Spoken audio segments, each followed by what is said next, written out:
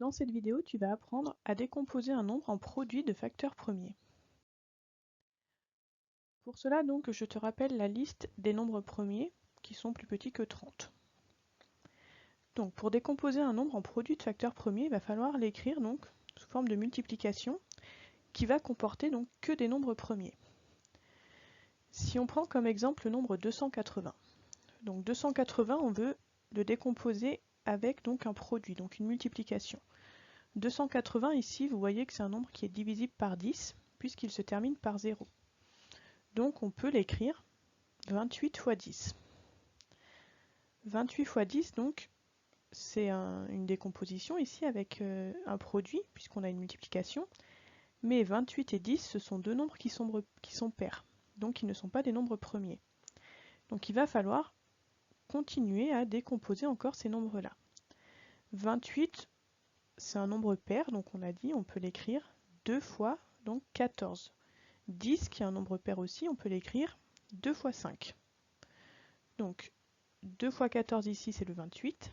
5 fois 2 ici, c'est donc le 10. Est-ce que là, j'ai que des nombres premiers? 2 est un nombre premier. 14, c'est un nombre pair. Vous voyez qu'il n'est pas dans la liste de nombres premiers. Donc 14, il faut encore le redécomposer. 5 est un nombre premier. Et 2, on vient de le dire, est aussi un nombre premier. Donc 14, on peut l'écrire 2 fois 7. Donc j'ai le 2 que j'avais au départ, le 2 fois 7 ici qui correspond au 14, le 5 et le 2.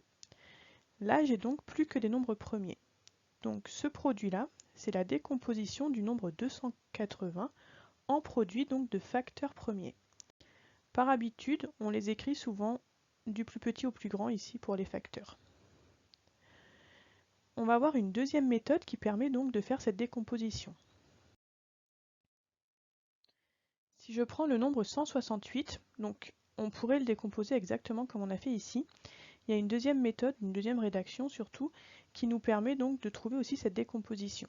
Donc on va prendre les nombres premiers ici du plus petit au plus grand, et on va regarder à chaque fois si 168 est divisible ici par ce nombre. Donc je prends 2. 168, il est bien divisible par 2 puisque c'est un nombre pair. Donc je note le 2 ici. Je divise donc 168 par 2, donc la moitié de 168 c'est 84. Je prends maintenant 84 et je repars de ma liste. 84, il est divisible par 2. Si je divise 84 par 2, j'arrive à 42. 42, c'est toujours un nombre pair, donc il est toujours divisible par 2. Si je le divise par 2, j'arrive à 21. 21, lui, si je prends la liste des nombres premiers, il n'est plus divisible par 2, puisque ce n'est pas un nombre pair.